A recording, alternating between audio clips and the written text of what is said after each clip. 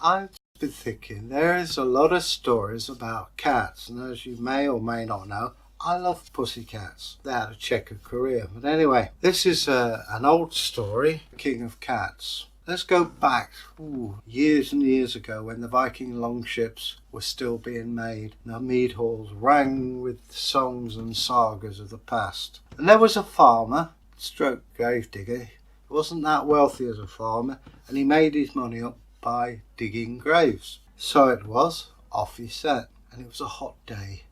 And he dug, we'll call him Kurt, and Sven was his pal. And they had to dig a grave for a local dignitary. "Dig it deep," said the parson. "I don't want it shallow. 6 feet by 2 feet by 6 feet. "Yes, parson." So the soil was particularly stony. Had to hack at it with a pickaxe. Then they used a spade. But they had to be careful because other people were buried in there. And you never know what you may uncover. And they dug a beautiful grave, if there is such a thing. And they sat on the spoil heap and looked around. They had a flagon, and from it poured some mead. And as they sat, they got a bit drowsy. It was, after all, a hot day. But as the day went on, it cooled and it refreshed them along with the mead. And the funeral was to take place at twilight. Why, I don't know, because normally that's not the case, but let's not pick threads on this. And as they sat there, they heard a meow, meow, meow. Unmistakably, the sound of a pussycat or two. And as they got closer, the sound became meow, meow. The two men looked at each other. I thought, well, that's odd. In front was a large tabby cat wearing a top hat, and behind him were 4 black pussycats with a little coffin, and over it was draped a purple and gold cloth, and on top of that another purple cushion with a little golden crown. The lead cat had a big staff. Wow! And they went on and passed them by. What on earth was that all about? I don't know, Sven. I think it's probably the hot day and the mead. I'll forget it if you will. Okay. And sure enough, there came another procession, this time of the human type. They laid the dignitary, and the priest said his bit, and 2 guys covered up the grave, patted it down. "I don't know about you, I'm ready for my dinner." "You're right there," said Sven, and off they went. It was a reasonable walk, and the moon shone brightly, and it made him think, what on earth was it I'd seen? Now, what did that lead cat say? He was so tired. He came in, sat himself down, took off his boots. "Hello, darling." "Hello, Sven. You look tired." "Oh, you wouldn't believe the day I've had.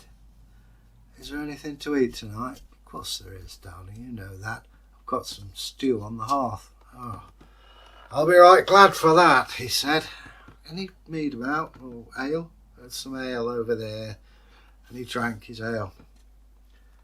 Had something similar to this. I had the most peculiar thing happen to me. "What's that?" "Well, I was digging the grave as we were ordered, and I got paid for it, by the way. And we dug the grave and we sat on the spoil heap. I heard a meow, meow, and a big cat, a big tabby cat, and he'd got a top hat on, and he was tapping this staff on the ground. And along came 4 black cats carrying this coffin. It was draped with a cloth of purple and of gold. And on that purple and gold was a cushion of the same. And on top of that was a little gold crown. And they were so sad, those cats, they really were. Their tails were not up in the air. And as they went along, the big pussycat at the front said, "Tell Dildrum that King Doldrum is dead." With that, their cat leapt up from the fire, out of the window and down. They never saw him again. What do you make of that? I don't know, said the man. But I'll tell you what, I think we've got a cat of royal blood. You know, he turned to his wife and said, we give our animals names. Human names, really. And we knew that as Tabby. But his name, obviously, was Dildrum, or something to do with it. Same as there must be cat politics, as well as cats sitting by the fire catching and eating mice. How many times have you sat with a cat and it's looking at you as though it's observing what you're doing and noting what you do? I'd like a cat, but I'm not allowed a cat where I am, unfortunately. And I hope those of you who have got pussy cats look after them well and feed them well. I wonder if any of your cats leapt out the windows when they heard that King Doldrum was dead. That would be a turn up for the books, wouldn't it?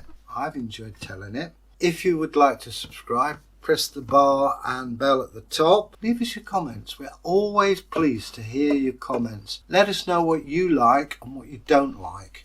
You guide us. Bragi's the idea man, among other things. We want you to enjoy it. We do various subjects, as you know. We do archaeology, history, folk tales, sagas, and we hear from you. And we enjoy those because it puts a human face on what we're doing. I mean, I spend most of my time looking at a camera, but that's the nature of the beast. But it sort of like puts flesh on the bones when we have a comment from you. It doesn't have to be anything that I mentioned. You could just say, you know, I like the colour blue or whatever. It doesn't matter. It's communication. And in these difficult times, communication is the best thing out. And this method is the safest. So anyway, I've rattled on long enough. I hope you enjoyed it. Stay safe and make the world a happy place. Bye.